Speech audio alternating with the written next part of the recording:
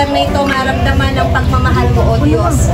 Salamat, Lord. We entrust to you everything. I-bless mo ang giving love, maging ang mga gugupit, Panginoon, maging ang mga gugupitan, O Diyos, magdulot ng kagalakan, O God, ang maghapong ito sa bawat isa sa amin. Dahil yung foundation na ito, ay kung titingnan natin, umuusbong yung pagmamahal, yung totoong pagmamahal. Bakit? Hindi nila tayo kilala, pero nandito po sila, they are offering free haircut para sa atin.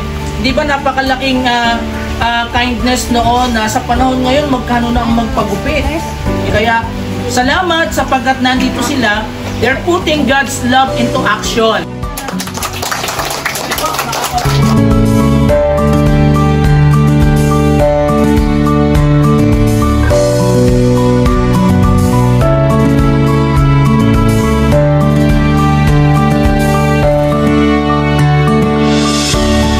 Nagustuhan niyo po? Nagmukhang dalaga.